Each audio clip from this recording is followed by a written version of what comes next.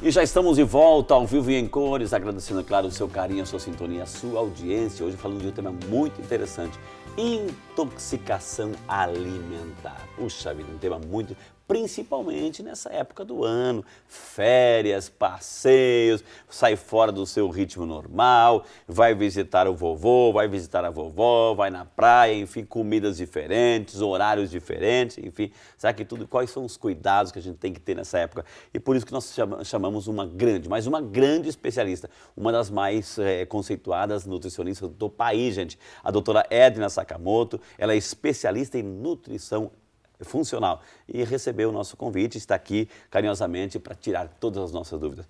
Doutora, eu terminei o bloco passado falando assim da maionese que a gente usa, consome, sobra, guarda na geladeira, enfim, e vai consumir de novo. Na geladeira, né? Lá na geladeira, esse fato sai de um ambiente refrigerado, volta para o ambiente natural, volta para o ambiente... E esse processo também pode sofrer uma alteração na estrutura do alimento, não? E virar um alimento intoxicável? Sim, porque você permite, essa oscilação de temperatura, Frei, permite o crescimento de micro-organismos, né? Ou que esses micro-organismos, essas bactérias, produzam toxinas, né? Okay. Especificamente no caso da maionese, a gente tem que lembrar também do perigo da salmonela, okay, né? Principalmente naquelas preparações caseiras, Frei, onde você usa a gema crua, batida okay, com óleo ou com azeite. Então, quando você usa o ovo cru, existe o risco daquele ovo já estar contaminado pela salmonela, okay, e você, ao preparar o alimento, já está ingerindo essa maionese contaminada, tá? Okay. Por isso que a orientação é que você consuma a maionese feita com a maionese industrializada, que a gema ou a clara foram pasteurizadas, ou okay, seja, já teve uma inativação térmica, né, através do processo de pasteurização que garante a qualidade sanitária daquele produto. Eu posso reutilizá-la novamente, consumir, se sobrou, guardo e... Isso, respeitando aqueles aspectos, ou seja, o alimento ele tem que estar, quando é servido frio, então eu dei a dica de colocar o gelo, né, para servir okay, a maionese, e mesmo nos restaurantes, por exemplo, quando você vai num restaurante por quilo, no self-service, enfim, observar se aquela preparação, ela está num balcão refrigerado ou se tem gelo. E quando sobra e é armazenado, procurar consumir não muitos dias depois, porque quando você armazena mais do que 2 horas na geladeira, você realmente permite o crescimento de micro-organismos. Doutora, e isso vale também para os legumes ou não? Os legumes, você diz, preparados ou fresco, ou in natura? Porque o in natura, o cuidado que a gente tem que ter é, ao comprar, quando você traz para casa, armazenar corretamente e evitar o que a gente chama de contaminação cruzada. O que seria a contaminação cruzada? Presta atenção, presta atenção. É quando você tem já um alimento pronto, por exemplo, a maionese que sobrou já está na geladeira. E eu trago do supermercado um alimento e coloco ali em cima ou do lado da maionese. Então, aquele alimento que não foi higienizado junto de um alimento que já está pronto para o consumo, pode transferir, então, aquela carga de micro-organismos, de bactérias, enfim, para o alimento que está ali pronto. Então, esse é o cuidado que a gente tem que ter no armazenamento do produto na geladeira. Evitar o contato do pronto, do cozido ou já preparado, com aquilo que vai estar cru e que vai ser processado ainda. Eu queria ficar esse bloco um pouco, aliás, o tempo inteiro, na cozinha, né? Depois a gente vai nas ruas, nos sorvetes da vida, vai lá. Mas assim, na cozinha. Eu fui no mercado, eu comprei a minha fruta, eu comprei o meu legume. Eu tenho que chegar em casa, eu tenho que já lavar, né, lavar esses alimentos, assim. Aliás, parece-me que tem uma pergunta que o povo na rua fez, porque nós fomos também nas ruas, colocamos essa matéria e fomos ver, assim, os questionamentos do Santo Povo de Deus. Começa a pergunta agora.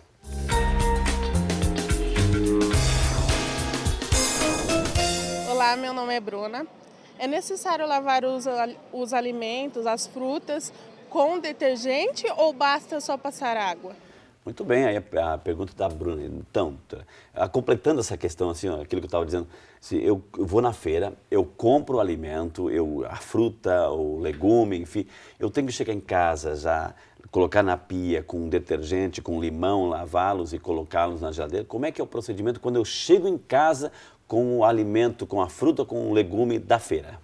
Você pode, Frei, colocar o alimento acondicionado em saquinhos plásticos na geladeira sem lavar, desde que não fique em contato com os alimentos prontos, tá? Então, em prateleiras específicas. A própria sem geladeira lavar, mesmo pode colocar sem lavar. Mas no saquinho plástico? Fechadinho. Fechado, abafado? Isso, para não ter contato com o alimento pronto. Okay. E não colocar na mesma prateleira. Então, se eu tenho uma carne já pronta ou as sobras do almoço, enfim, procurar também armazenar na geladeira em recipientes com tampa para evitar essa contaminação.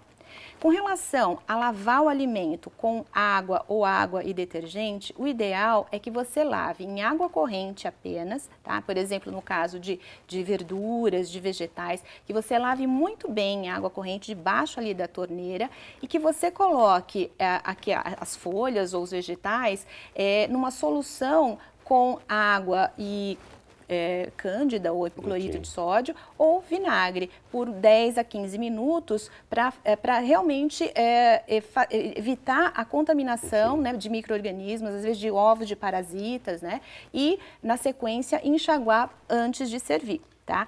Com relação a tubérculos, né, batata, beterraba, cenoura, o interessante é que você tenha uma escovinha específica para lavar, para tirar, para remover as sujidades, ou seja, terra, os detritos, enfim, em água corrente antes de você descascar e submeter à cocção, preparar o alimento vamos por partes. A senhora falou muita coisa interessante aqui que a gente quer, assim, pedagogicamente. Okay. Eu chego do mercado com aquele pacotinho do mercado. Sim. Eu não quero lavar o alimento agora. Eu pego aquele pacotinho do mercado, aquele saco plástico do mercado e coloco na geladeira, é isso? Não, você tem que não colocar... Não é aquele pacotinho, não é aquele saco plástico. Aquela sacolinha plástica também, ela teve... Todo mundo passou a mão. Exatamente, todo mundo passou a mão, você colocou na bancada do caixa do supermercado, em casa você colocou... no bagageiro do carro, etc. Isso, tá? Então você vai tirar daquela embalagem, colocar num recipiente desses de plástico mesmo para freezer, para geladeira. Transparente aí. Isso. Vai acondicionar e colocar na gaveta específica, tá? E aí, no momento do preparo, você então retira e higieniza dessa forma. Okay. Isso é uma situação. Outra situação posso lavar com detergente, com vinagre, enfim, eu preparo, mas eu não quero servir agora. Eu vou servir à noite, mas eu já quero deixar prontinho. Então, eu posso lavar com essa solução e colocar na geladeira também com um plástico especial? Exatamente, tá? Aí, sempre evitando o contato do que já está pronto para o consumo com aquilo que você ainda vai preparar, né? Então, eu tenho que lavá-los novamente? Eu já lavei, já guardei, mas eu preparei a 1h da tarde, eu tenho uma janta. Enfim, eu preparei 9 horas da manhã, guardei na geladeira, o almoço só, meio-dia, 1h da tarde. Eu tenho que lavá-los novamente quando eu vou... Não há necessidade, Frei. Desde que você mantenha o alimento acondicionado ou num recipiente plástico com tampa ou em saquinhos plásticos, não há necessidade de você novamente higienizar, tá? Nós vamos hoje aqui no programa ficarmos especialistas em chefes de cozinha, né? Então você também está aprendendo. Agora, doutora, assim, tá, eu vou lá, cozinho o arroz, o feijão sobrou na panelinha, na tigela, enfim, está quente. Eu posso colocar na geladeira e aí, por exemplo, a concha, a tábua, a carne, a tábua de carne também. Como é que eu tenho procedimento, assim, qual é o procedimento, enfim, para guardar esses alimentos, assim, guardar esses instrumentos também, né? Certo. Por exemplo, no caso das tábuas de carne, dos utensílios, né? O ideal, Frei, é que você tenha uma tábua para processar o alimento cru, por exemplo. Aquela tábua que eu bati o bife, que eu cortei o frango, eu não vou usar a mesma tábua, por exemplo, para cortar uma alface, para cortar uma couve. Porque é nesse momento que acontece também a contaminação cruzada. Eu usei aquela tábua com a carne e vou pegar aquela alface que eu já lavei de manhã para servir no jantar. Usando aquela tábua de carne que pode estar contaminada, eu acabo transferindo o conteúdo de bactérias que estava na tábua para o alimento que já estava higienizado, que era o alface. Então, o ideal é que você tenha uma tábua para alimentos crus, principalmente carnes, enfim, e outra para alimentos que você já preparou. tá? Okay. Então, ter separado isso. E guardar, assim, um prato quente, né? O arroz está quente, foi servido, o feijão está quente, foi servido, de repente o macarrão está quente. Eu posso, do quente, já colocar direto para a geladeira? O problema é que quando você coloca o alimento quente dentro da geladeira, você altera a temperatura da geladeira. Isso né? pode provocar também aspectos exatamente. de intoxicação. Então, o ideal é que você resfrie parcialmente, mas lembrando que o alimento não pode ficar ali a tarde inteira em cima do fogão. Okay. Né? Aquela regra de no máximo 2 horas em temperatura ambiente é válida para qualquer tipo de alimento. E com um cuidado especial para aqueles alimentos mais perecíveis, que são aqueles que estragam mais facilmente, que é o caso de carnes, que é o caso de peixes, de frutos do mar, que tem uma degradação muito rápida. Então, são alimentos que você tem que deixar o mínimo de tempo expostos na temperatura ambiente. Intoxicação alimentar, o tema que nós estamos trazendo hoje no Vida e Saúde para você, para nós aprendermos, afinal de contas, é a nossa saúde que está em jogo, né? Nós fomos às ruas, mais uma vez, aqui o povo tem voz, o povo pergunta. Olá, meu nome é Delcir. Em uma viagem, quais os alimentos mais perigosos para se pegar uma intoxicação alimentar? Muito bem, a pergunta do Delair me faz lembrar um padre que a gente conhece, o Padre Delair, mas é o Delair aí. Um abraço ao Padre Delair também, né? O que sempre assiste o Vídeo de Saúde. Então, quais os alimentos mais perigosos, doutora?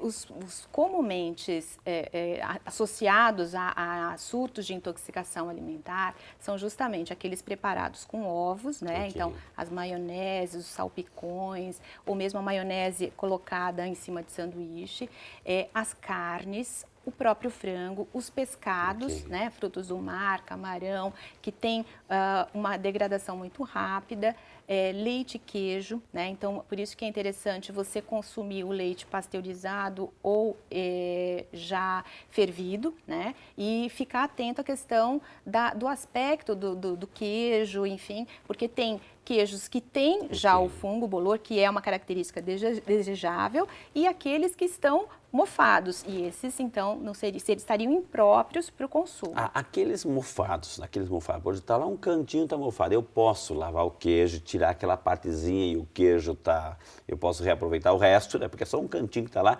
ou uma vez que começou o bolorzinho lá, eu tenho que jogar o queijo inteiro fora? Você tem que jogar o queijo inteiro fora. Né? Então, nesse sentido, eu acho que a economia não deve ser feita, né? Eu sei que é um desperdício, porém, se você já tem ali um crescimento de fungo, de bolor, de alguma levedura, significa que não está só naquela parte visível, que microscopicamente aquele alimento pode estar com uma área maior de contaminação. Portanto, acho que o risco não vale a pena. O ideal seria descartar, desprezar o alimento. Isso acontece com o pão também, né? Às vezes o pão está embolorado e a gente tira só um pedacinho e reaproveita, mas ali está, de uma forma geral, está contaminado, né? Isso. Que pena, né, gente? Que pena. Então, não deixar isso acontecer, para não perder aquela fatia de queijo bonita, aquele pão gostoso lá. Então, não deixar isso acontecer. Nós vamos chamar mais um intervalo. Na sequência, temos muito mais informação para você. Hoje, intoxicação alimentar, com uma das grandes maestras e especialistas do país, que está aqui para nos orientar tudo para a gente ter uma qualidade de vida no nosso alimento. O Vídeo de Saúde é seu, ele volta já só para você. Sempre que você for comer uma fruta, procure não se esqueça de higienizar, lavar a fruta por fora. A casca é contaminada.